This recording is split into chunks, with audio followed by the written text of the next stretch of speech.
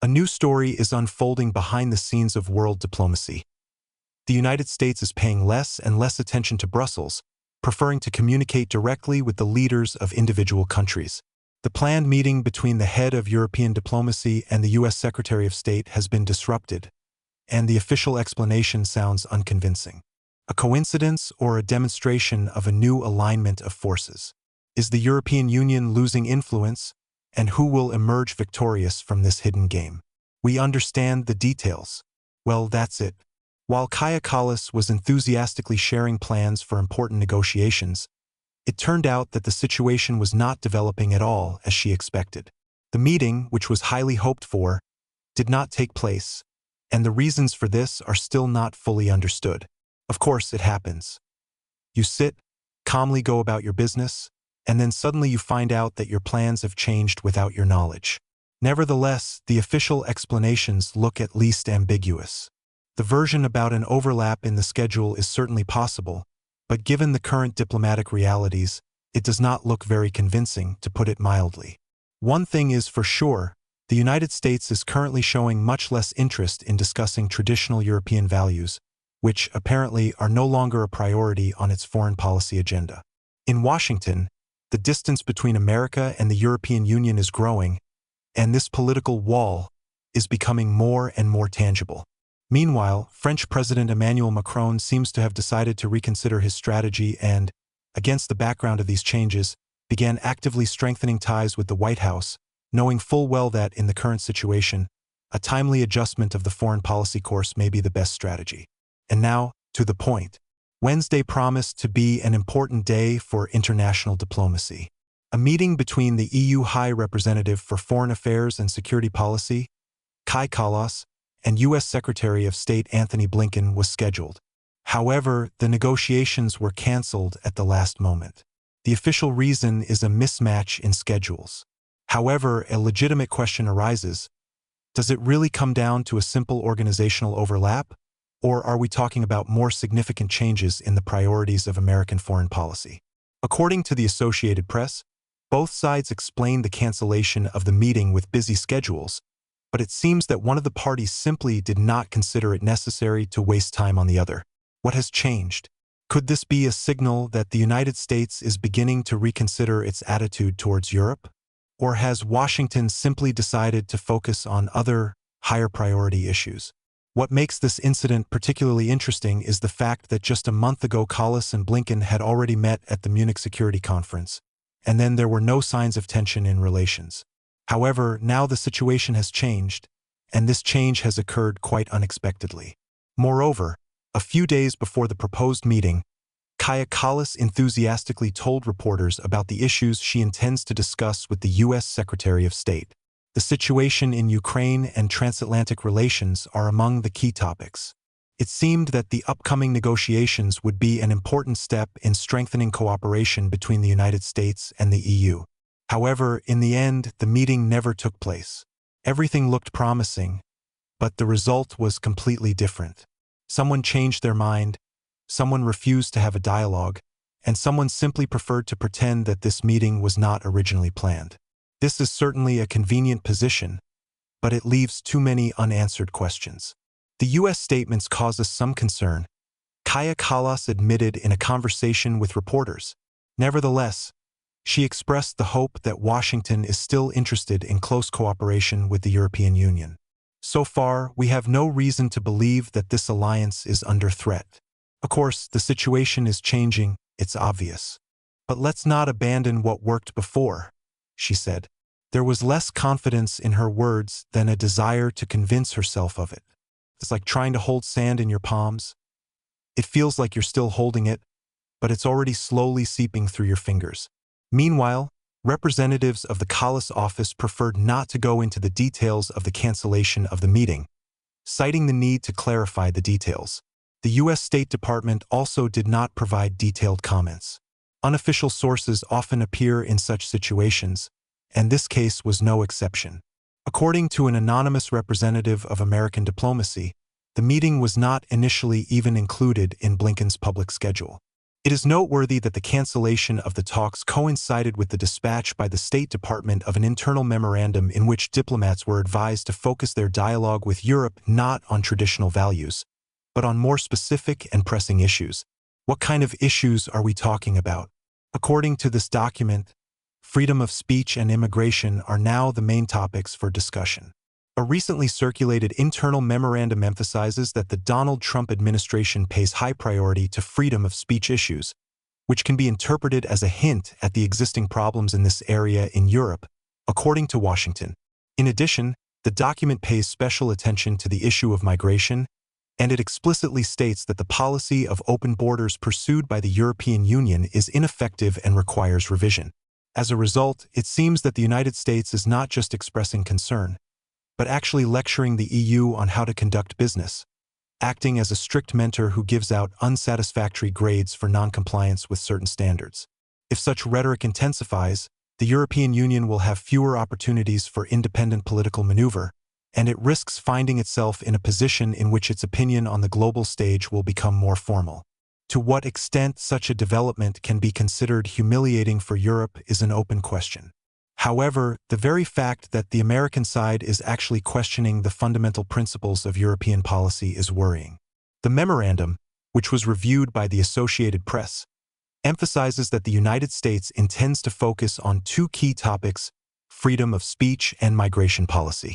In the first case, the American side was going to persistently remind its European partners that the Trump administration considers freedom of speech to be one of the most important democratic principles. Such a statement can be interpreted as a signal that Washington considers the situation in Europe to be far from ideal and does not intend to turn a blind eye to it. As for the second issue, migration policy, the document traditionally expresses complaints about the EU's policy on open borders. The United States actually calls it a strategic mistake, which leads to serious consequences and requires immediate correction. From the point of view of diplomatic language, this means that Washington is convinced that Europe is not effectively coping with migration challenges, and this situation in the long run poses risks not only for itself but also for its allies. It is obvious that the American side is unhappy with what is happening and is probably ready to take steps to influence European policy in this direction. History knows many examples of how Washington, expressing concern about certain aspects of its allies' policies, exerted pressure on them through various mechanisms, including economic levers, sanctions, or political maneuvers.